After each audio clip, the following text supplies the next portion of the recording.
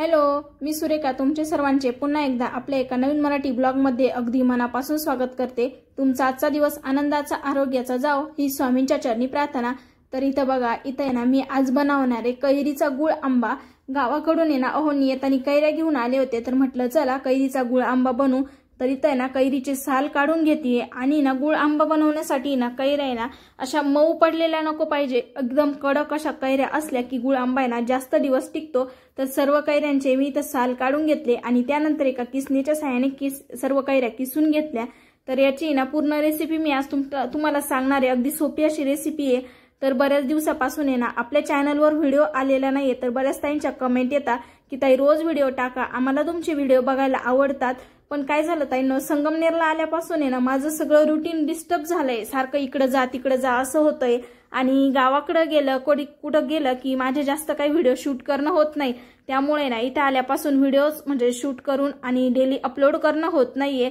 मी बऱ्याचदा प्रयत्न करते शूट करण्याचा, पण शूट झालेला असतो व्हिडिओ, पण एडिटिंग माझ्याकडून होत नाही, कारण काही ना काही काम किंवा कुठं जाणं वगैरे असं सारखं चालू आहे। आणि माझं चॅनल आत्ताशी कुठं थोडंसं ग्रो व्हायला लागलं होतं, त्यात एवढा गॅप पडतोय, त्यामुळे मला पण माझ्या चॅनलची थोडीशी काळजी वाटायला लागली आता की ग्रो होईल का नाही। पण आता आहे ना इथून पुढे म्हणजे रुईची जेव्हा शाळा सुरू होईल ना त्यानंतर माझे कंटिन्यू व्हिडिओ येतील, कारण सुट्ट्या आहेत म्हणजे रुई घरी आहे, मग चला इकडं चला तिकडं, इकडं गावाला जा तिकडे जा हेच सारखं चालू आहे। आणि मी काय प्रत्येक ठिकाणी गेल्यावरती व्हिडिओ शूट करत नाही, कारण आपण कसं आता मी कम्फर्टेबल व्हिडिओमध्ये यायला, पण समोरची व्यक्ती कम्फर्टेबल आहे की नाही मला माहित नसतं, त्यामुळे मी काय जिकडे जाय तिकडे असे व्हिडिओ घेत नाही। तर एवढंच सांगायचं होतं। पण आता आहे ना इथून पुढे मी रेग्युलर व्हिडिओ टाकल। आता रुईची शाळा पण थोड्याच दिवसात चालू होईने।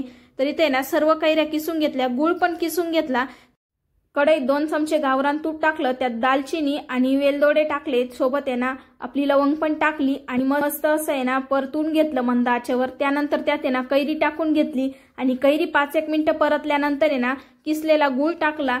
तर 2 वाटी किसलेली कैरी होती आणि कैरी काही जास्त आंबट नव्हती, त्यासाठी ना मी 1.5 वाटी गुळ टाकलाय। आपण आहे ना कैरी थोडीफार आंबट असेल ना तर बरोबरीनं गुळ टाकू शकतो, म्हणजे 2 वाटी कैरीसाठी 2 वाटी गुळ, पण मी इथं 1.5 वाटी गुळ टाकला, कारण कैरी आंबट नव्हती, मग तो जास्त गोड गोडच होईल म्हटलं, त्यामुळे कमी गुळ टाकला।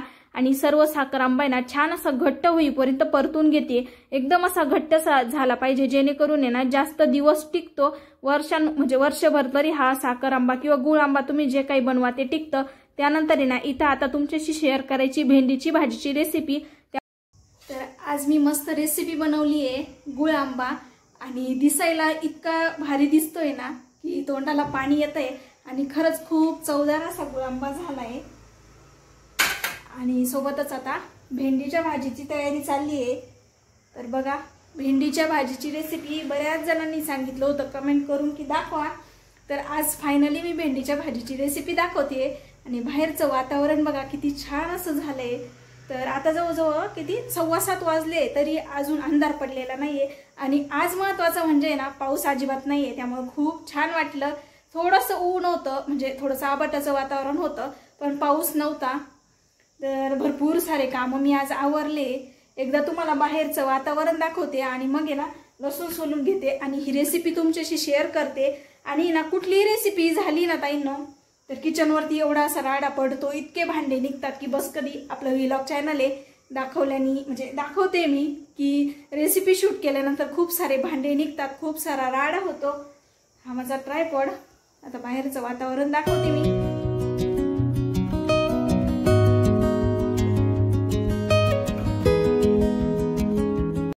ये ना इकडं, आता 6:15 वाजले। किती खेळली? काय खेळली? काय खेळली? घाम बघ किती आला, हे बघा घाम पोरीला। फुल कोण लावून दिलं? आता झालं का नाही खेळून, मन भरलं का नाही? आज तू 4 वाजता खेळायला नाही 4:30 वाजता खेळायला गेलेली होती बरोबर ना? एवढ्या वेळ खेळत होती, आज मन भरलं असेल ना? आवर आता फ्रेश हो, मग हातपाय धु, ड्रेस चेंज कर। तर इथं भेंडीच्या भाजीसाठी ना मी 4-5 हिरव्या मिरच्या घेतल्या, दळून घ्यायच्या त्या, 1 लसणाची पूर्ण कांडी सोलून घेतली, सोबत आहे ना थोडेसे शेंगदाणे मिक्सरला वाटून घेतले। आणि ना बऱ्याच दिवसापासून भेंडीच्या भाजीची रेसिपी शेअर करा असं बऱ्याच ताईंच्या कमेंट होत्या, म्हणून आज शेअर करतेय। कढईमध्ये 2 वगळ्या तेल टाकलं, त्यात जिरे मोहरी परतून घेतले, सोबत कढीपत्ता टाकला आणि त्यानंतर आपण लसूण, शेंगदाणे आणि मिरचीचं जे वाटण बनवलेलं होतं ना ते वाटण टाकलं। ते वाटण आहे ना छान असं परतून घ्यायचं, खूप असं कडक पण करायचं नाही, अगदी थोडं परतायचं, कारण आपण जेव्हा भेंडी परतवतो ना तेव्हा पण ते थोडंसं परतवलं जातं। त्यानंतर आहे ना त्यात हिंग टाकला आणि लगेच इकडे ना भेंडी टाकून घेते। तर पावशेर भेंडी आणि भेंडी मी जास्त तिखट बनवत नाही कारण रुईला पण आवडती। त्यानंतर इथं मीठ टाकून घेतलं आणि छान अशी भेंडी हलवून घेतली। तर तुम्ही नाही तर शेंगदाणे स्किप पण करू शकता किंवा आवडत असेल तर टाकायचे, नसेल आवडेल तर नाही टाकायचे, चव खूप छान येते। फक्त ह्या भेंडीला आहे ना लसूण थोडा जास्त टाकायचा। तर इथे आहे ना छान अशी भेंडी परतून घेतली आणि इकडे ना थोडीशी कोथिंबीर टाकली आणि झाकण ठेवलं। मी भेंडी ना शक्यतो झाकण ठेवूनच शिजवते। तर इथं बघा आपली भेंडी छान अशी शिजली आहे। असं आपण म्हणतो ना चिगट झाली, तशी चिगट पण होत नाही। चिगट होणं आहे ना हे भेंडीवर डिपेंड असतं। तर ही भेंडी छान होती त्यामुळे अजिबात चिगट झाली नाही। त्यानंतर आहे ना इथं रुईला भूक लागलेली होती, तर भेंडीची भाजी झाल्यानंतर लगेच इकडे मी चपात्या लाटून घेते, कारण रुई आज जास्त वेळ खेळायला गेली होती आणि ती म्हणे आई मला भूक लागली।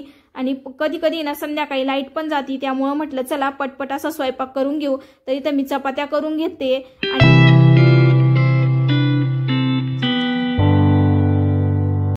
इथं रुई बसली जेवायला। रुई गुळांबा कसा झाला? छान झाला, आवडला तुला? आणि भेंडीची भाजी खाऊन सांग कशी झाली? गरम आहे, गरम गरमच खायचं राहतं। मग कशी झाली सांग? भाजी गार झाली असेल ना? आवडली तुला भेंडी?